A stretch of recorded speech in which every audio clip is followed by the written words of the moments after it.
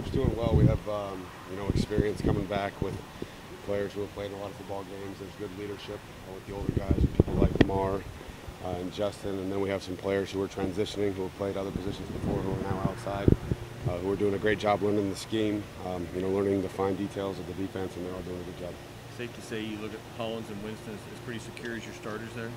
I think it's a competition every day. Everybody pushing themselves to get better.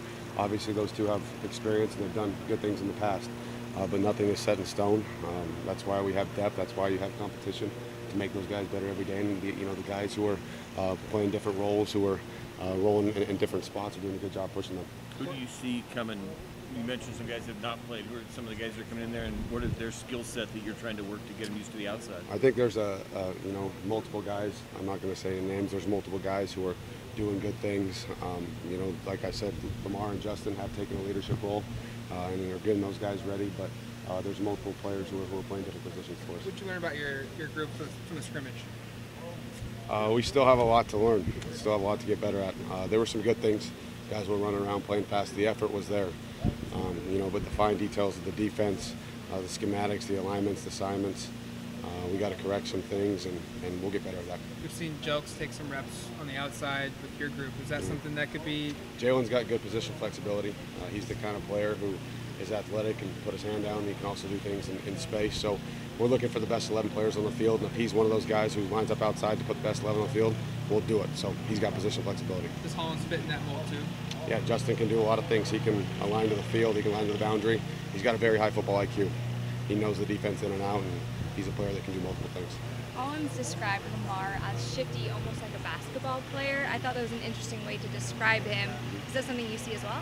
Yeah, Lamar's got a lot of athleticism. He can, he can blitz. He can, cover a slot receiver man to man. He's added a little bit of weight this offseason, but he can still run with the best of them. He's got great lateral ability. He can change direction, and Lamar's the kind of player who you can build the package around because he can do multiple things. So I agree with that from Justin. When you join the staff, how much do you bring of kind of what you've done, or kind of see the guys around you? With Jim obviously being a veteran guy, and incorporate what you do with that. Just sort of how do you work what you've done and what they're doing here in the first year?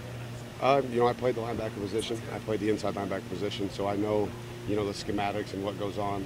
And then, moving to the outside from edges and from different angles, I can just bring, the experience that I had and, the nuances that I took into every game, whether it's film study, whether it's, things on the field like communication skills. I think I can bring those things, and those guys have done a great job. They're very coachable. They want to learn, they want to get better, and they do a good job on a daily basis.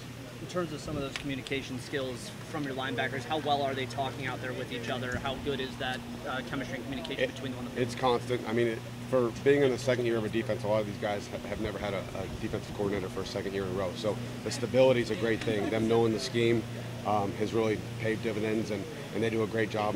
If you don't know before the snap and you're not communicating, that's when trouble occurs. So the more that they can talk, the more they can communicate with each other, whether it's the inside guys or the outside guys, whether it's the D-line or the secondary, the more on the same page we'll be, the better we'll be. How are some of your younger guys getting the playbook schematically on that defense? They're understanding, but that's the good thing about leadership. If they don't know, they're not afraid to ask. Whether it's me, they're not afraid to ask an older guy, and I think those older guys have really taken the initiative to help them out. Can you elaborate maybe on some of the aspects that these guys have needed to talk to the older guys or yourselves about in particular? I think it's everything. It's alignment, assignment, key, what this means, what that means, with different types of coverages. So a lot of times, I tell freshman players when they come in, they'll learn more on their first day of college than they ever learned on all high school. So, there's multiple schematics in the defense that are new to them.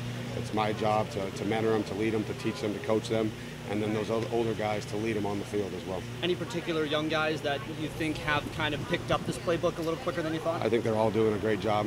Obviously, they all will have their learning curves. They'll all have their ups and downs, but they're all, they're buying in, they're willing, they're coachable, and they want to get better on a daily basis. Thanks, Cort. Thanks, guys.